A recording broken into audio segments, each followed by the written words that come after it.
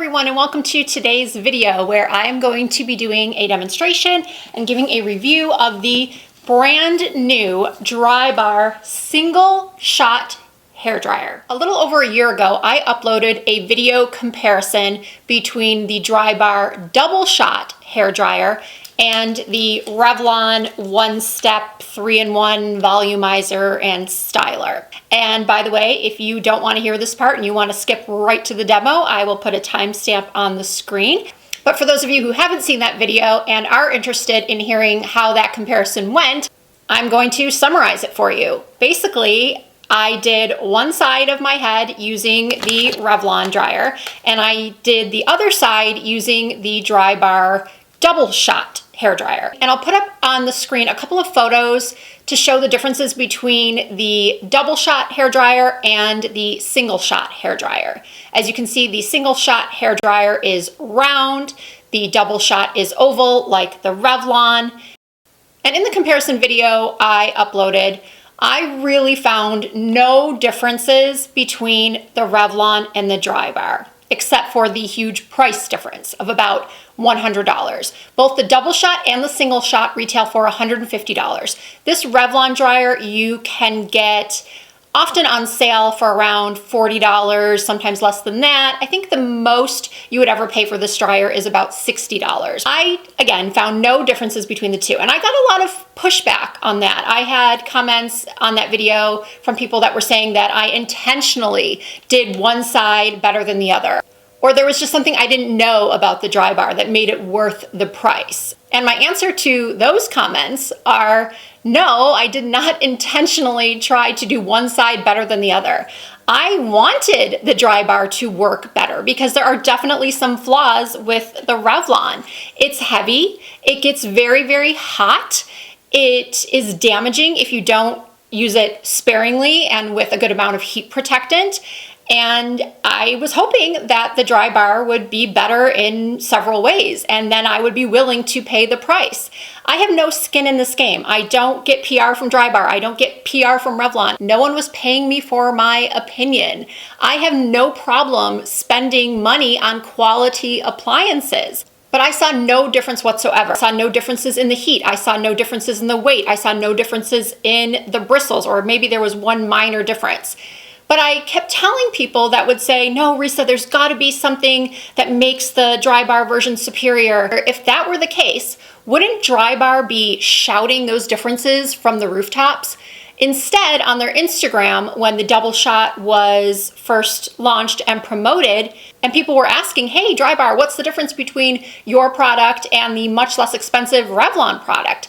They were not answering, or they were deleting the comments. So right then and there, I thought, that's a problem, because if they had some sort of superior technology or there were distinct points of difference between the two products, don't you think that Drybar would be wanting to put that information out there? Wouldn't you think that they would answer these people by saying, hey, guess what? We have a different internal technology that's going to keep your hair healthier, or we used a different type of bristles, or we used some point of difference that they just never ever said. So now you might be wondering, Risa, if you didn't really see a difference between the Drybar double shot and the Revlon, then why did you go ahead and buy the single shot?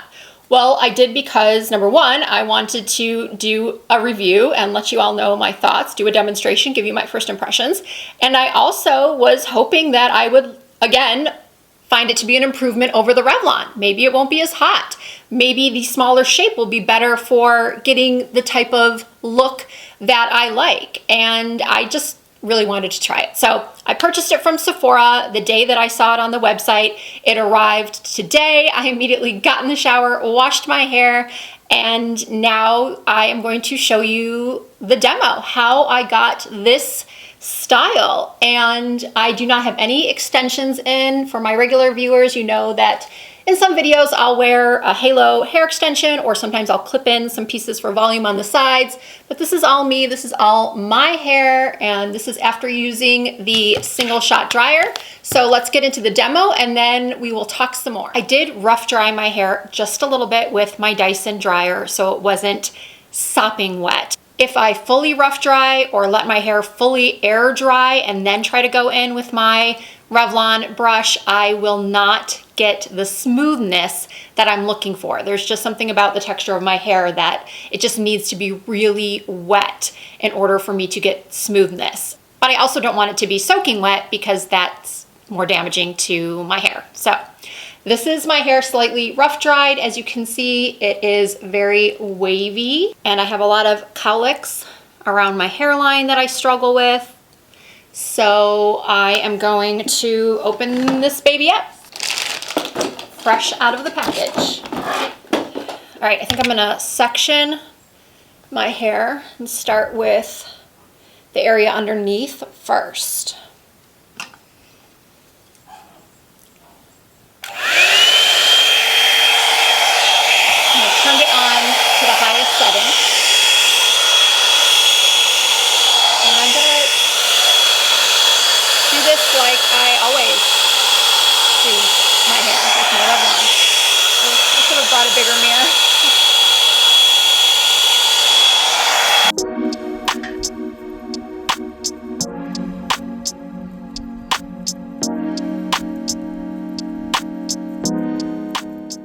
All right, you definitely get more curl from this brush than you do from the oval shape, which I think was the point. I think that was one of the differences between the two, is that one was for more of that round brush blowout look, and the other one is more for sleekness. So let's keep going.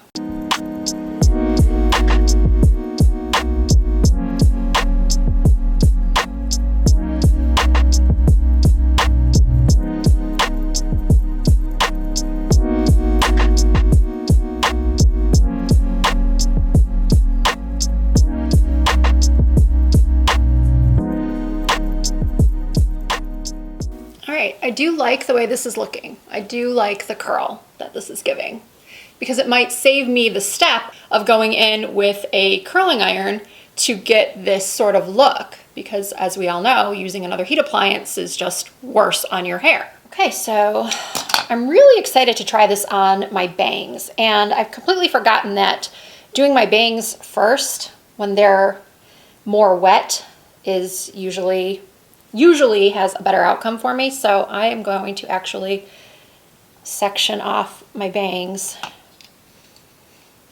And they say that this tool is really good for doing just bangs, especially if you have curtain bangs or you're trying to achieve the curtain bang look.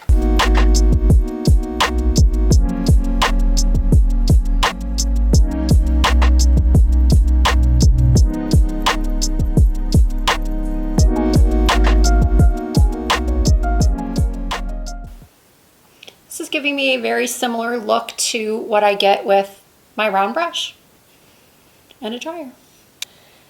So now I'm just gonna, I think, go through quickly the rest of my head. If there's anything notable to share, I will mention it afterwards.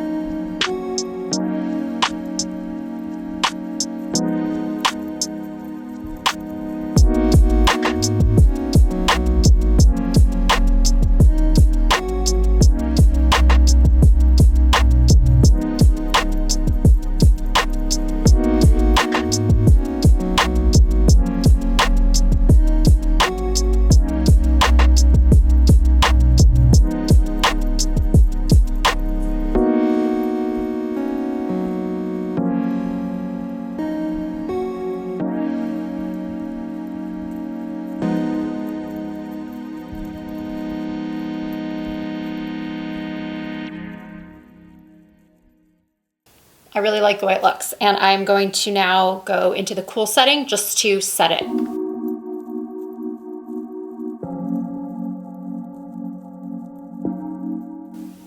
So this is the finished hair, and my first impression is I really like this. And I do prefer it to the Revlon. especially the shape of the Revlon. The round brush is definitely more the look that I go for. And obviously this was my first time using it, so I feel like with any hair tool, it does take some time to get used to it. Even if it's only slightly different from a tool you've been using for a while, sometimes there is a learning curve, and sometimes those subtle differences can take, a couple times to really figure out and have it work the best that it can. And I think that the more I use this, the better I'll get at doing the style that I like.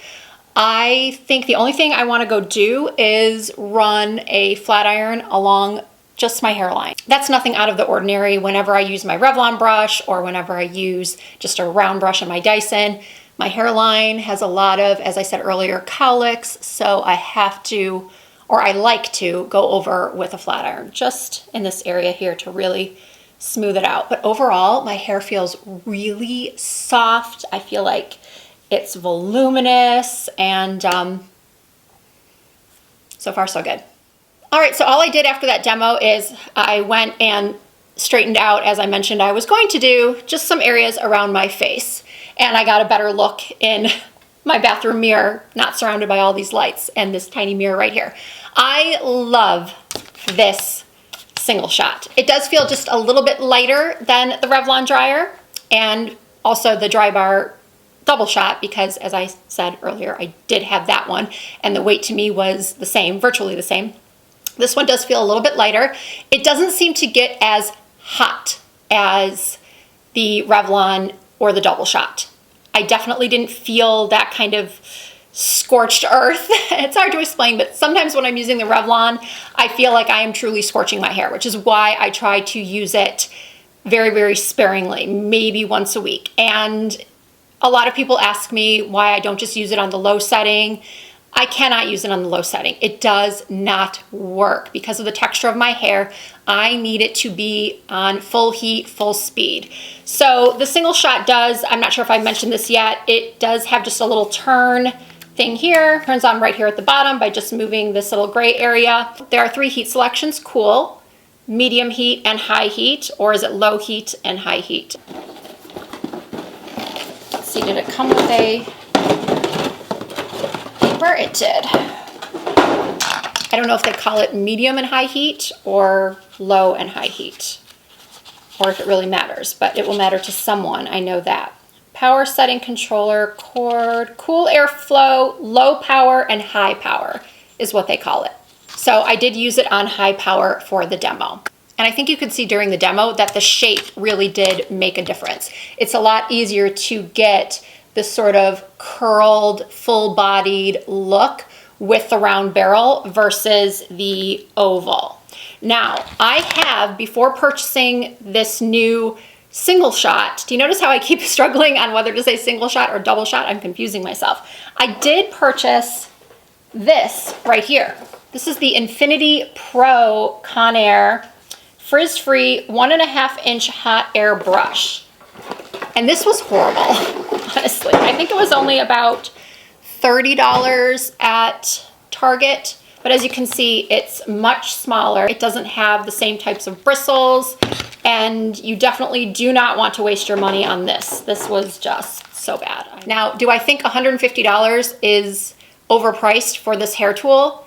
Yes, I do believe so. I truly feel that just like with the double shot versus the Revlon, you are paying more for the name versus the actual technology or design of the tool. And I would be willing to bet that Revlon will come out with a similar product that is less expensive than the Drybar. And if they do, I will do another comparison for you.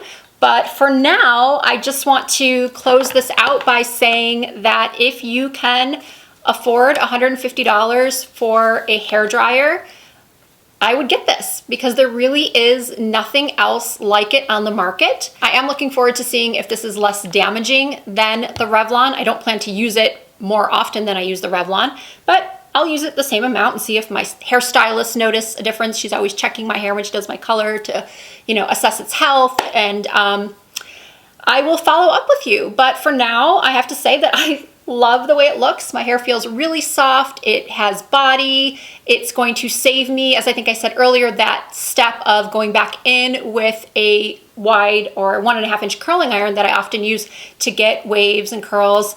And I think the more I use this tool, the more I practice, the better I'll get with it. And I think that's it. As of right now, the Drybar single shot round brush hair dryer gets a thumbs up from me. I definitely would recommend it. I hope you all enjoyed this video, and if you did, please give it a thumbs up. And if you're not already subscribed to my channel, I hope that you will consider hitting that subscribe button and joining the Risa Does Makeup family. You can also find me on Instagram and Facebook and Twitter under the same username. It's all Risa Does Makeup. Thank you so much for watching, and I look forward to seeing you in my next video.